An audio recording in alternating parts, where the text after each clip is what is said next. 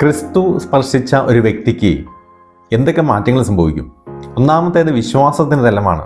റോമാലേഖനം 10-ാം അധ്യായം 9-ാം വാക്യം, ആകയാൽ യേശു കർത്താവാണെന്ന് അധരം കൊണ്ട് ഏറ്റുപറയുകയും ദൈവം അവനെ മരിച്ചവരിൽ നിന്ന് ഉയർപ്പിച്ചു എന്ന് ഹൃദയത്തിൽ വിശ്വസിക്കുകയും ചെയ്താൽ നീ രക്ഷ പ്രാപിക്കും.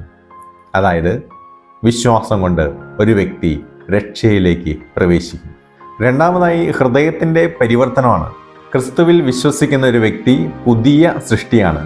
2 കൊരിന്ത്യർ 5:17. അത് ഹൃദയത്തിൻ്റെ നവീകരണമാണ്.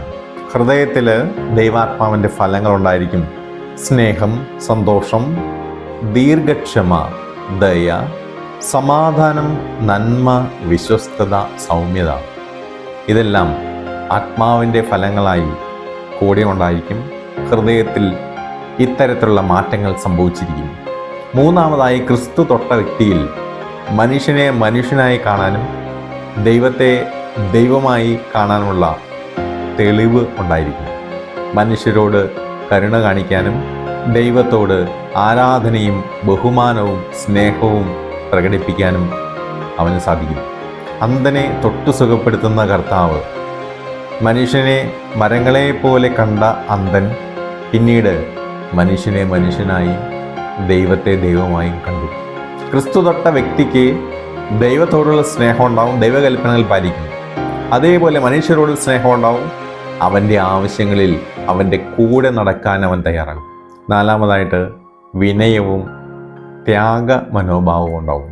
ഒരു സേവന മനോഭാവം ഒരു വ്യക്തിയിലേക്ക് കടന്നു വന്നിട്ടുണ്ടെങ്കിൽ തീർച്ചയായിട്ടും ക്രിസ്തു അവനെ തൊട്ടു എന്ന് പറയാൻ സാധിക്കും. ത്യാഗജീവിതം എത്ര കഷ്ടപ്പെട്ടിട്ടായാലും സ്വന്തം കുരിശ് ചുമക്കാൻ ആ വ്യക്തി തയ്യാറാകും എന്നുള്ളതാണ്. ഇവിടെ ഭൗതിക സമ്പത്തിനേക്കാൾ ആത്മീയ മൂല്യങ്ങൾക്ക് ഒരാൾ പ്രാധാന്യം നൽകും.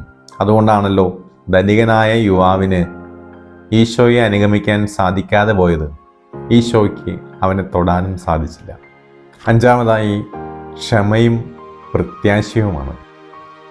ക്ഷമയോടുകൂടെ ജീവിതത്തെ സമീപിക്കാൻ, ജീവിതത്തിൻ്റെ ദുർഘട നിമിഷങ്ങളെ ക്ഷമയോടെ സമീപിക്കാൻ ആ വ്യക്തി പഠിച്ചിരിക്കും. അതോടൊപ്പം തന്നെയാണ് നിരാശയില്ലാതെ ഏത് പ്രവൃത്തിയും ചെയ്ത് പൂർത്തിയാക്കാൻ അയാൾക്ക് സാധിക്കുന്നുള്ളത്. അഞ്ചാമതായി ക്രിസ്തുവിനെ അനുഗമിക്കലാണ്. ക്രിസ്തു സുഖമാക്കിയ വ്യക്തികളുടെ ഒരു പൊതു പ്രത്യേകത സുഖമാക്കലിന് ശേഷം അവർ അവനെ അനുഗമിക്കാൻ ആരംഭിച്ചു എന്നുള്ള കാര്യമാണ്. വ്യക്തി ജീവിതത്തിലും ക്രിസ്തു തൊട്ട ഒരു വ്യക്തി തീർച്ചയായിട്ടും ക്രിസ്തുവിൻ്റെ മൂല്യങ്ങളുടെ പിന്നാലെ സഞ്ചരിക്കും. നമുക്ക് നമ്മെ തന്നെ ഒന്ന് പരിശോധിച്ച് നോക്കാം. ക്രിസ്തു എന്നെ തൊട്ടിട്ടുണ്ടോ? അല്ലെങ്കിൽ ക്രിസ്തുവിന് തൊടാൻ ഞാൻ നിന്നു കൊടുത്തിട്ടുണ്ടോ? ദൈവം അനുഗ്രഹിക്കട്ടെ.